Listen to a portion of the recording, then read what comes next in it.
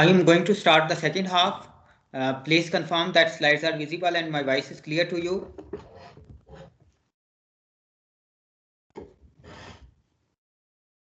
Yes, sir. Okay, recording has already been started. Uh, Which is in this second half, we will learn about the calculation of simple and compound interest. But before that, we need to have the basic concept of the interest periods, simple interest and compound interest. Interest is usually charged on amount for a period of 1 year. Interest rates are quoted for periods other than 1 year known as interest periods. Usually interest जो है वो annual basis पे charge किया जाता है but it is not the restriction we can charge interest on any period but for that purpose we need to define that interest period कि कितने वक्त के बाद जो है वो इंटरेस्ट वैलिड होगा चार्ज होगा अब उसको पे करना है या उसको पेंडिंग करना है वो आगे हमारे प्रॉब्लम्स में इस बात को डिस्कस करेंगे but the time after which the interest is basically being calculated is the interest period. In simple interest, under simple interest, the interest or upon repayment of a loan is proportional to the length of time the principal sum has been borrowed.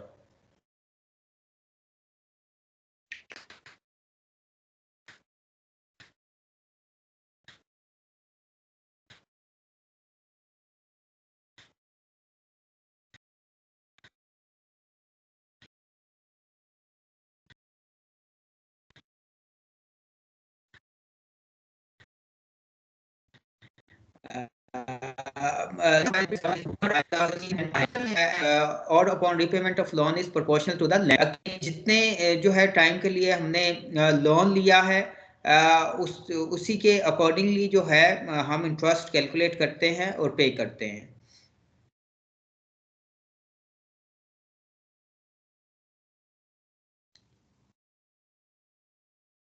Suppose that rupees 1000 borrowed at a simple interest rate of 12% per annum. At the end of 1 year, the interest ought would be capital I is equals to 1000 into 1 into 0.12 equals to 120. Here capital P is 1000, small n is 1 and small I is 0.12. Small I हमें कहाँ से पता चला 12% per annum. तो 12% को हमने 0.12 कर दिया and small n because it is per annum and also mention that at the end of 1 year के एक साल के लिए हमने जो है वो लोन लिया so n is equal to 1 the result is 120. यहाँ पे कैपिटल आई से हमें इंटरेस्ट की अमाउंट कैलकुलेट होगी. Capital I is equal to capital P small n and small i. When we use this formula, we are going to get the amount of interest. Now the principal plus the interest would be rupees 1120 and would be due at the end of 1 year. जो total amount हमें return करनी पड़ेगी on A loan of 1000 eight the end of 1 year will be 1120 जिसमें 1000 loan है और 120 उस पर interest है जो कि इस फॉर्मूले से कैलकुलेट हुआ है. तो हमें साल at the end of the year we have to return 1120 means 1120. इसमें 1000 लोन है और 120 इंटरेस्ट है. At simple interest loan can be made for any period of time. अब ज़रूरी नहीं है कि एक साल के लिए ही लोन हो. Interest and principal become due only at the end of time period. अगर साल से कम किसी टाइम के लिए दिया तो जब आप लोन रिटर्न करेंगे तो साथ जितने टाइम आपने वो अमाउंट यूज़ की है अपने पास रखी है accordingly you have to pay the interest. When it is necessary to calculate the interest due for a fraction of a year, it is common to represent that fraction as the ratio of number of days in the loan to the total days in an year. इसको हम आगे अपना एक problem करते हैं उस पर देख लेते हैं. For example, on a loan of rupees 1000 at an interest rate of 12% per annum for a period 1st March to May 20th, the interest due on May 20th along with the principal sum of rupees 1000 would be, kindly इसको calculate करें कि ये कितना interest होगा। n की जगह आपने क्या करना है कि number of days the loan has been taken divided by total number of days, the rest जो है वो capital I is equal to capital P small n and small I। Kindly calculate करें और जो है रिजल्ट मेरे साथ share करें।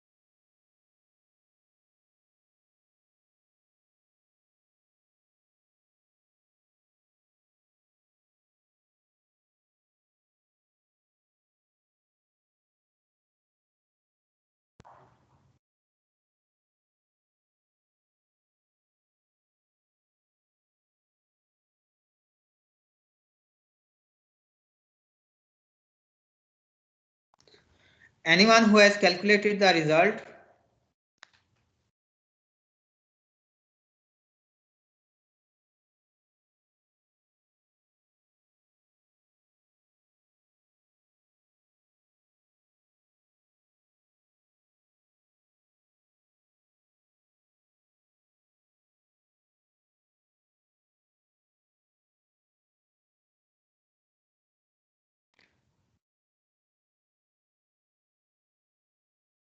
जी कोई कैलकुलेशंस कर रहे हैं? सर 26.6 है rupees interest. Okay, I think it's correct. We will see the calculation. The answer is 26.63 rupees. That is amount of interest. तो टोटल कितनी अमाउंट हमें वापस करनी पड़ेगी?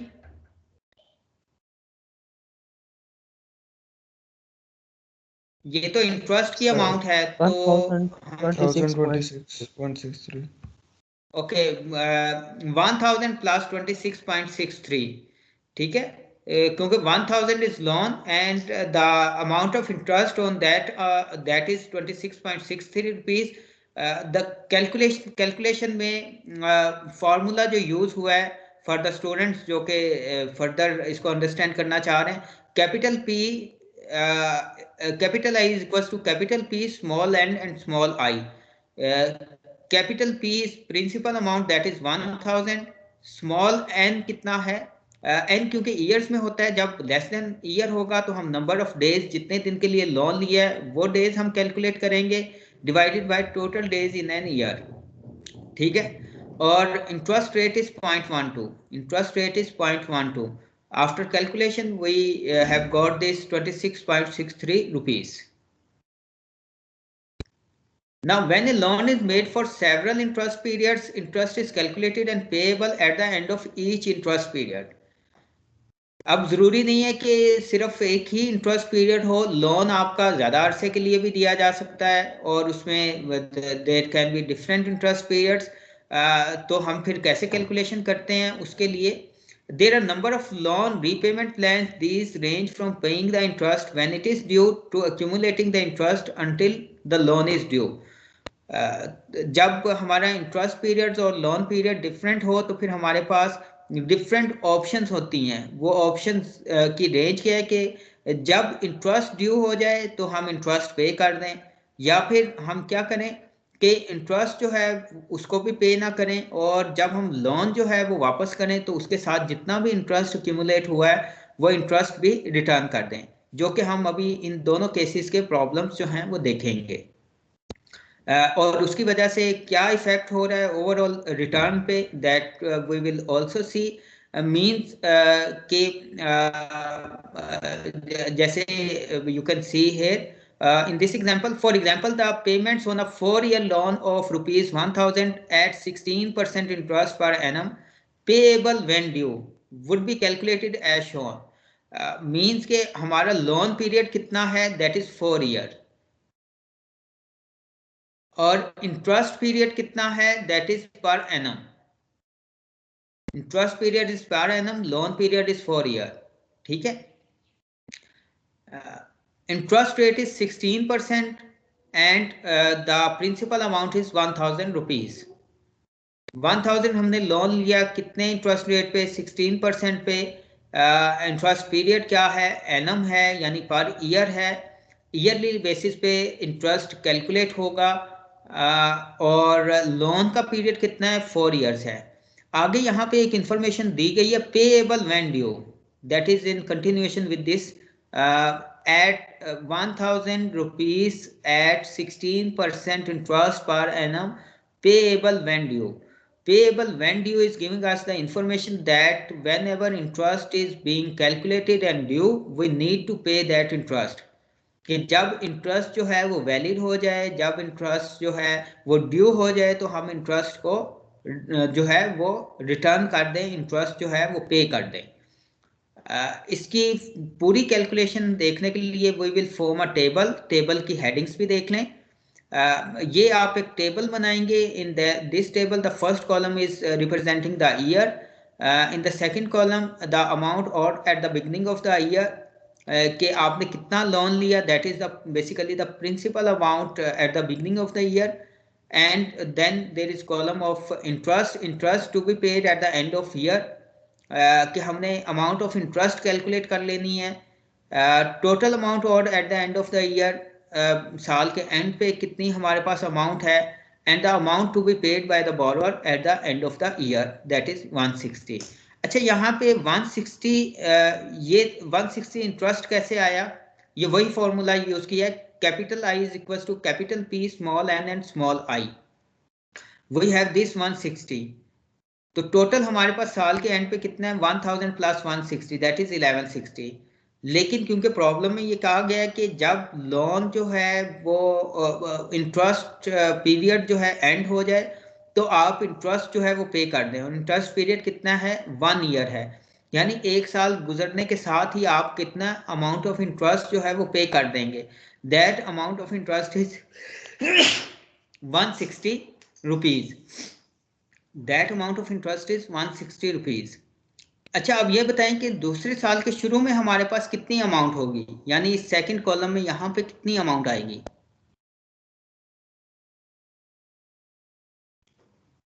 Sir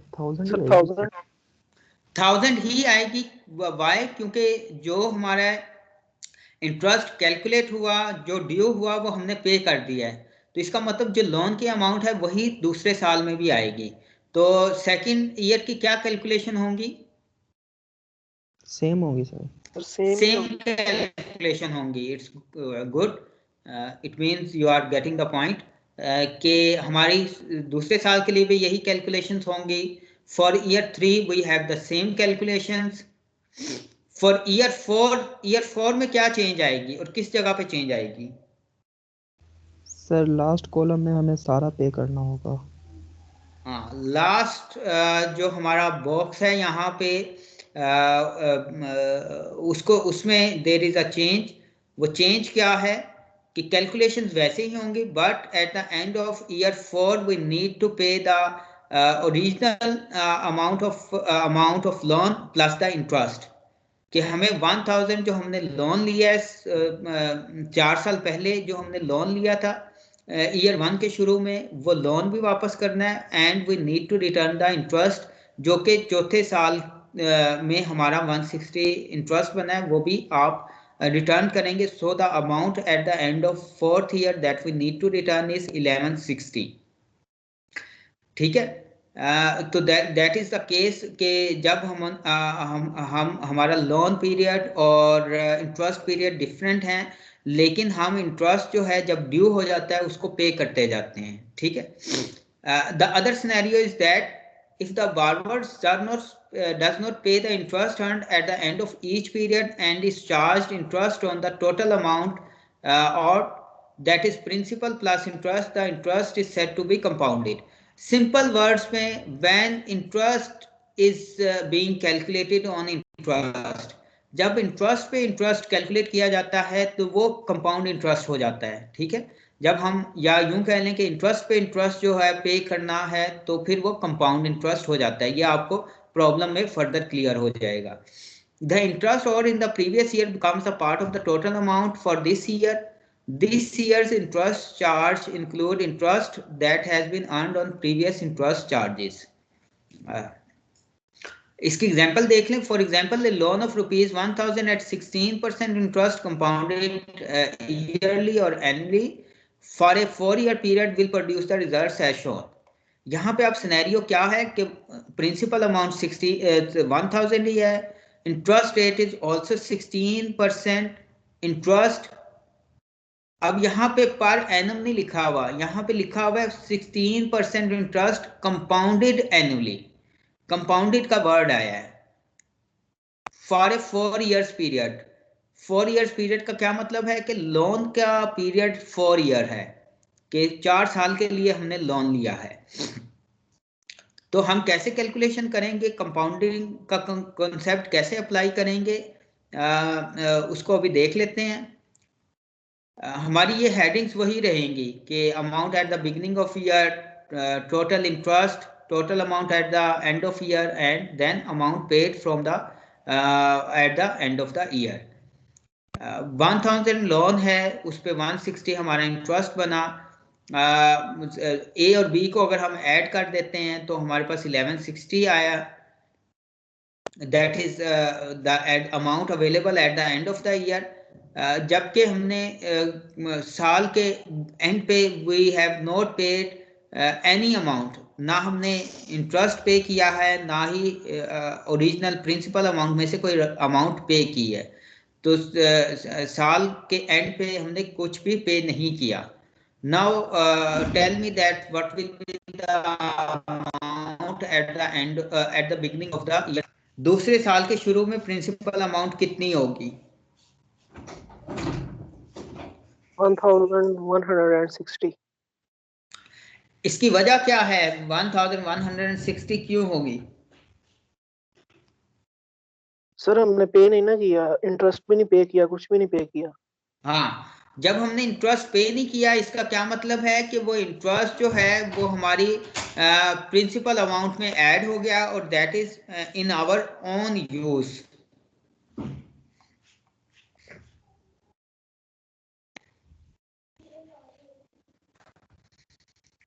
So the 1160 is the amount at the beginning of year number 2.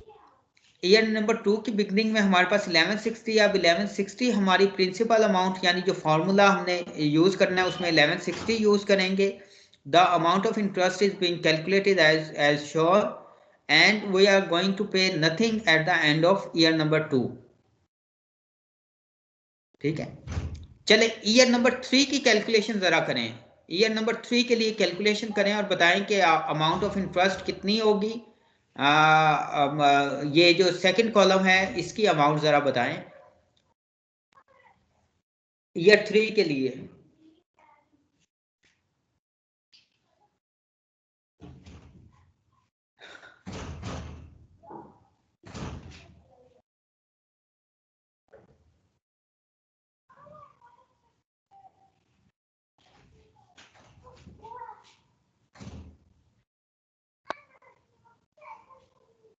Sir 215.296. Okay, 215.30 calculation में थोड़ा बहुत हो सकता है, उसमें पॉइंट्स में डिफरेंस. बट मेन चीज ये है कि आपने कौन सा प्रिंसिपल अमाउंट क्या कंसीडर की है. ठीक है, तो we have this calculation in year 4. You can see that we have to pay the 1810.64. अच्छा, अब इसमें जो हमारे पास 1000 है दैट इज जो हमने साल के 4 years बैक हमने साल जो प्रिंसिपल अमाउंट ली थी या लोन लिया था that was 1000. 810.64 is the amount of interest. तो हमें after 4 years we need to return 1810.64. अच्छा, काइंडली आप ये बताएं कि जो हमने इसमें इंटरेस्ट पे कर रहे हैं कंपाउंडिंग के केस में वो ज़्यादा है या सिंपल इंटरेस्ट के केस में जो हम इंटरेस्ट पे कर रहे हैं वो ज़्यादा है, और सर ये कितना ज़्यादा डिफरेंस है सर उसका? जी, कंपाउंड के केस में सर ज्यादा है, कंपाउंड के केस में ज्यादा है। कंपाउंड के केस में ज़्यादा है। उसकी कोई रीज़न समझ में आती है कि क्या रीज़न है? सर अमाउंट बढ़ती जा रही है पर ईयर, स्टार्ट में जो हमें चाहिए। अच्छा, तो इसकी अंडरस्टैंडिंग क्या है? अमाउंट हमारी बिल्कुल बढ़ती जा रही है, तो हम इसको अंडरस्टैंड कैसे करेंगे कि हम ज़्यादा पे कर रहे हैं, या इसको जस्टिफाई कैसे करेंगे? सर उस केस में हमारे पास पहले जो था सिंपल जो था उसमें 640 बन रहा था, इसमें हमारे पास 800 मतलब बन रहा है। तो उसमें ये था कि हम पर एनुअल जो था हम इंटरेस्ट एक हमारे 16% का बस वही हम निकालते जा रहे थे। लेकिन इसके बाद इसमें जो है 1 साल के बाद हमें जो हमारी अमाउंट है तो वो इंक्रीज़ होती जा रही है, जिस पे 16% इंटरेस्ट लग रहा है। अच्छा, बिल्कुल ठीक है। थोड़ा सा इसको रिफाइन कर देता हूँ ताकि आप जो फर्दर स्टूडेंट्स अंडरस्टैंड कर लें। देखें, इस केस में जो अमाउंट हमारे पास अवेलेबल है फॉर यूज़ वो इंक्रीज हो जाती है, ठीक है। ईयर 1 में तो खैर 1000 ही है, लेकिन ईयर 2 में हमारे पास जो अमाउंट अवेलेबल है फॉर यूज, यूज का मतलब ये है फॉर इन्वेस्टमेंट, दैट बिकम 1160, ठीक है। जब हमारे हमारे पास ज़्यादा अमाउंट इन्वेस्टमेंट के लिए अवेलेबल है, इसका मतलब क्या है कि हमें ज़्यादा उस पर जो जो जो उसका यूज़ कर रहे हैं उससे ज़्यादा अर्निंग्स कर रहे हैं, तो हमें अकॉर्डिंगली जो है अपना इंटरेस्ट भी पे करना पड़ेगा, ठीक है। कि ज़्यादा अमाउंट अगर यूज़ में है तो उस पर जो है अकॉर्डिंगली हमें इंटरेस्ट पे करना पड़ेगा। तो in the same case in year number 3, year number 4, now you can see that in year number 4 we have 1560.90। ये सारी अमाउंट हमारे पास पूरा साल अवेलेबल है for investment purpose. That's why इस पे जो इंटरेस्ट हुआ है आएगा वो भी ज़्यादा उसकी कैलकुलेशन है, अमाउंट ज़्यादा बनेगी। दैट्स वाई अगर ज़्यादा अमाउंट यूज़ में है तो हमें अकॉर्डिंगली इंटरेस्ट भी ज़्यादा पे करना पड़ेगा। That is you can say the reason behind the calculation of compound interest, कि हम जो है वो ज़्यादा पेमेंट कर रहे हैं कंपाउंड इंटरेस्ट के केस में। अच्छा, from landers point of view, lander किसको प्रेफर करेगा, सिंपल इंटरेस्ट को या कंपाउंड इंटरेस्ट को? Compound interest. सर कंपाउंड ज़्यादा बेहतर है। अच्छा, और okay, if the agreement is such that के लैंडर जो है इज एग्री टू पे ऑन कंपाउंड, तो उसको ऑफ कोर्स के इसमें ज़्यादा eight the end of 4 year return मिलेगा। बट फ्रॉम द बॉर्वर्स परस्पेक्टिव उसको ज़्यादा अमाउंट वापस करनी पड़ रही है, बट उसको एडवांटेज क्या है कि उसके पास ज़्यादा अमाउंट अवेलेबल है, यानी उसने 4 साल के दौरान में कुछ भी पे नहीं करना। Describing cash flows over time. Now the cash flow is the actual inflow and outflow at different points in time that occur over the life of an investment. हम कैश फ्लो डायग्राम बनाते हैं। Cash flow का मतलब क्या है कि cash inflow क्या है, कैश आउटफ्लो क्या है, और ये डिफरेंट जो है टाइमिंग्स पे अकर होता है। जब भी कोई इन्वेस्टमेंट करते हैं, कोई भी प्रोजेक्ट कर रहे हैं, तो हमारी जो cash inflow and cash outflows हैं that will be at different times, वो होते हैं, अकर होते हैं। Cash flow diagram will provide the information necessary for analyzing an investment proposal. A cash flow diagram represents the receipts received during a period of time by an upward arrow. इसमें upward arrow use होता है for cash inflow, located an increase in the cash located at the period's end. इसको भी हम देख लेते हैं। The arrows height में be proportional to the magnitude of the receives during that period. इस बात को भी अभी कैश फ्लो डायग्राम में देखते हैं। ये हमारा जो पहला प्रॉब्लम हमने किया है जिसमें सिंपल इंटरेस्ट का जो जो जिसमें हम जो है वो जब इंटरेस्ट वैलिड हो जाता है तो उसको हम पे कर देते हैं, ये उसकी जो है वो कैश फ्लो डायग्राम बनाई गई है। In cash flow diagram first thing to remember is कि कैश इनफ्लो अपवर्ड होगा और कैश आउटफ्लो डाउनवर्ड होगा, ठीक है। सेकंड थिंग इज कि अगर आप अकॉर्डिंग टू स्केल बना रहे हैं then you will use the scale और arrow height will be according to the scale. ज्यादा अमाउंट है तो एरो हाइट जो है वो ज्यादा होगी और कम अमाउंट है तो according to the scale the arrow height will be less. अब यहाँ पे cash flow diagram is constructed from different perspective as far as the borrower and lenders are concerned. From the borrower's point of view, जब वो loan borrow करता है तो it means that the amount coming in his pocket. So because amount coming in his pocket means cash inflow को upward arrow से show करेंगे, ठीक है। जबकि वो हर साल 160 अमाउंट पे कर रहा है एज इंटरेस्ट, तो ईयर 1 ईयर 2 ईयर 3 में $160 जो है वो डाउनवर्ड एरो से शो होगा because the amount going out from his pocket. And at the end of fourth year क्योंकि ओरिजिनल 1000 भी उसने पे किया है और साथ इंटरेस्ट भी पे किया है, 1160 विल बी द अमाउंट जो कि डाउनवर्ड एरो से शो किया, it means it is cash outflow.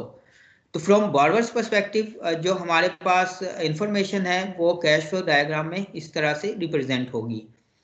अच्छा, सेम सिनेरियो लैंडर्स के पर्सपेक्टिव में कैसे कैश फ्लो डायग्राम में विजिबल होगा? फ्रॉम लैंडर्स पर्सपेक्टिव शुरू में 1000 rupees is going out from his pocket, that's why it is downward, and these 160 and 1160 is coming in his pocket, that is cash inflow, so it is upward shown as upward arrow.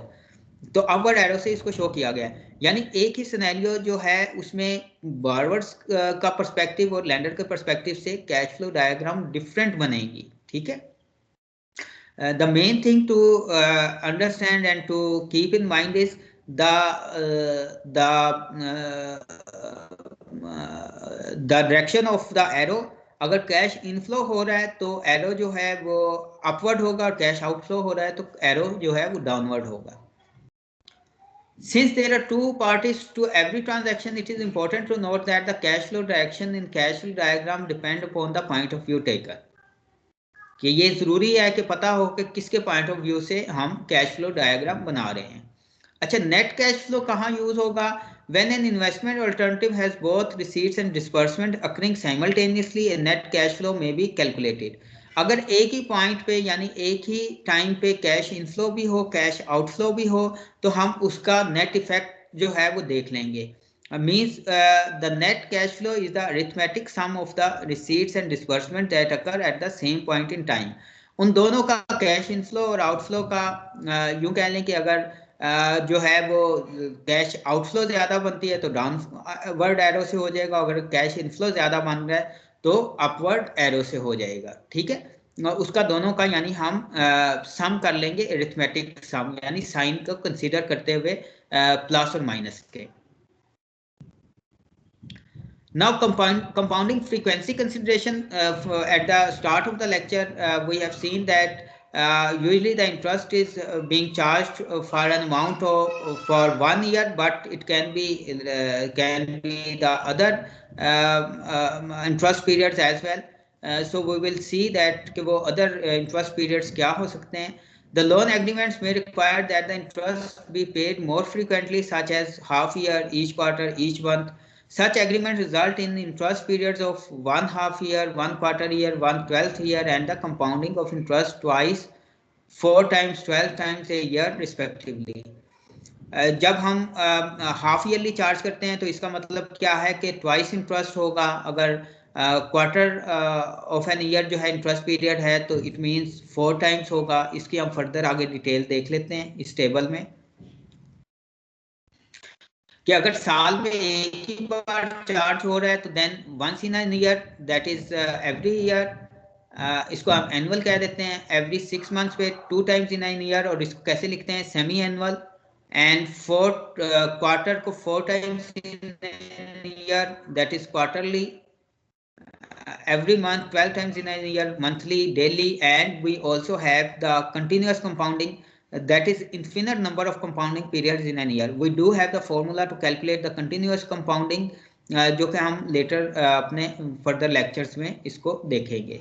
सो आपके जो loan का period कुछ भी हो, आप उसके अंदर जो है कंपाउंडिंग या इंटरेस्ट की फ्रीक्वेंसी क्या होगी, ये बेसिकली वो शो हो रही है कि आपका इंटरेस्ट कब कब आपका जो है वो वैलिड होगा, और आप उसको कैलकुलेट करेंगे। इससे रिलेटेड प्रॉब्लम्स जो हैं वो हम incoming lectures we will solve. So that's all from my side in today's lecture. We have covered about the basic concept of interest rate, and then we also covered the simple interest, compound interest. We have solved the problems, and we have seen how to prepare the cash flow diagrams. किसी का कोई Curie हो, question हो तो you can ask.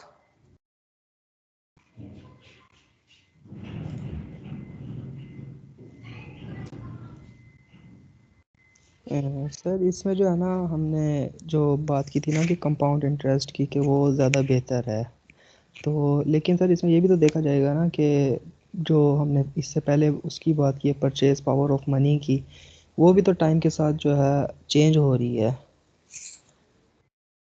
अच्छा, ये मैं आपको थोड़ा सा क्लियर कर दूं। हमने एक पर्सपेक्टिव से ये बात की थी कि अगर हम सिर्फ अमाउंट्स का कंपैरिजन करें तो अमाउंट्स कंपाउंड में ज़्यादा जो है आफ्टर 4 इयर्स जो है हमें फ्रॉम बॉर्वर के पॉइंट ऑफ व्यू से ज़्यादा पे करनी पड़ रही है, और लैंडर को ज़्यादा रिसीव होगी। उसकी जो आप बात कर रहे हैं वो इन लाइन है। वो उसकी रीज़न ही ये है कि क्यों वो ज़्यादा है, because of time value of money. ठीक है, लेकिन हमने उसको देखा था फ्रॉम द बॉर्वर्स पर्सपेक्टिव के क्योंकि जिसने बोरो किया है उसके पास ज़्यादा टाइम के लिए वो अमाउंट रही है, यानी जैसे जैसे साल गुजरता है, क्योंकि इंटरेस्ट पे नहीं कर रहा, उसके पास वो इंटरेस्ट की अमाउंट भी है जिसको वो यूज़ कर रहा है।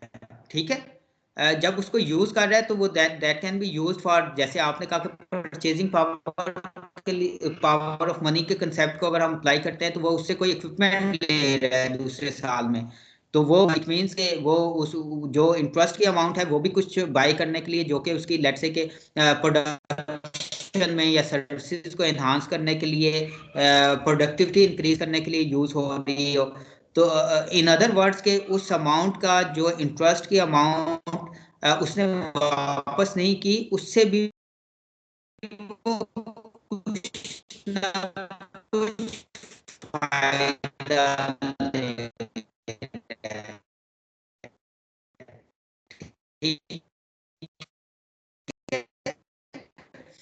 अब जब वो उससे कुछ एडवांटेज ले,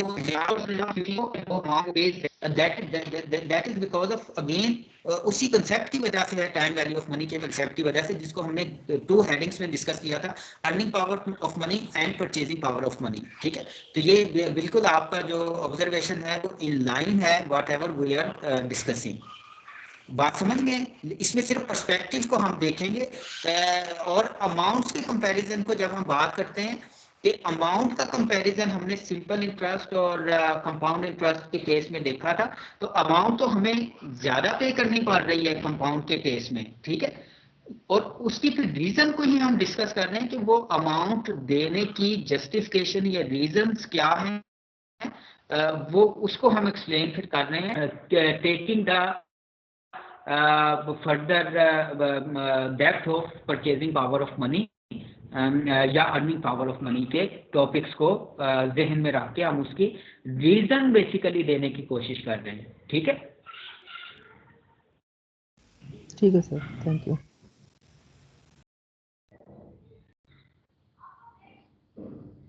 जी, एनी अदर थिंग कोई और बात, कोई क्लैरिटी रिक्वायर्ड हो?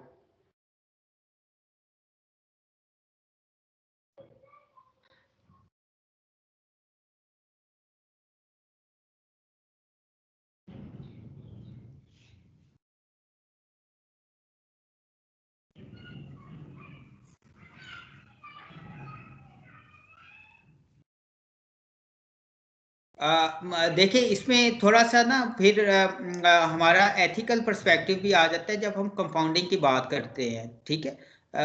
थोड़ा सा उसको फिर एथिक्स की लाइन से जब हम देखते हैं तो क्योंकि कंपाउंडिंग के इसीलिए इसको अगर आप इंटरेस्ट से रिलेटेड फर्दर लिटरेचर को स्टडी करें और फिर इसके यहाँ पे तो हम इसको एज ए ले रहे हैं, यानी इसके एडवांटेजेस या चीज़ों को डिस्कस कर रहे हैं। देर इज़ पूरा जो इस्लामिक बैंकिंग का कंसेप्ट है और जो जैसे मैंने शुरू में कहा इस्लाम में क्योंकि सूद को मना किया गया है और जो इकोनॉमी के फेलियर्स हैं और उसमें जो जो जो क्राइसिस हैं उसमें बहुत सारे उसकी रीजंस में ये सिंपल इंटरेस्ट के भी हैं, but the compound interest has is more having deep effect.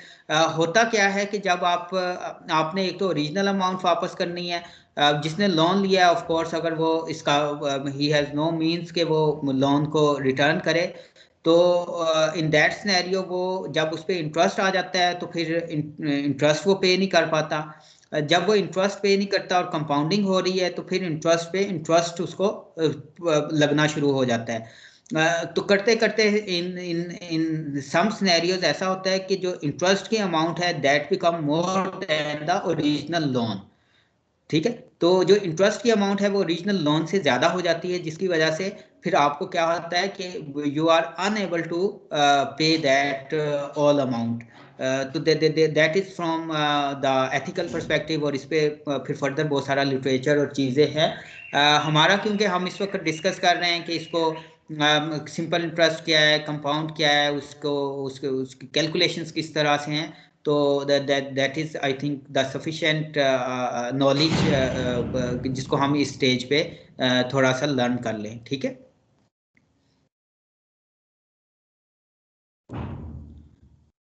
Okay जी, if you do not have any other point to discuss, I am going to end this lecture and going to stop the recording.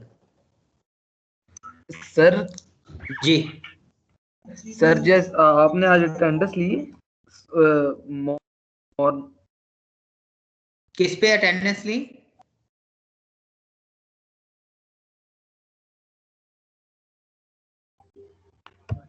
Sir वो पूछ रहा है कि आपने attendance ले ली है या अभी लेनी है? अटेंडेंस मैंने ये लिस्ट डाउनलोड कर ली है, ठीक है। ठीक है sir, thank you. Okay okay जी, अस्सलाम वालेकुम एंड अल्लाह हाफिज। सर जी वालेकुम अस्सलाम सर, अल्लाह हाफिज, जुम्मा मुबारक। पिछली अटेंडेंस हो रही थी ना सब, तब लाइट चली गई थी तो वो मेरी लगी नहीं, तो वो काट नहीं लगा। कब की अटेंडेंस?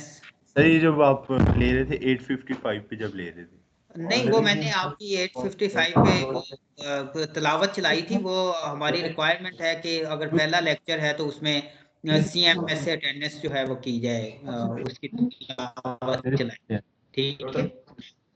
ठीक है सर। अटेंडेंस जो है ये इसी जो हमारे पास लिस्ट है उसी से अटेंडेंस आई, ठीक है। ठीक है सर, ठीक है, थैंक यू सर। सवाल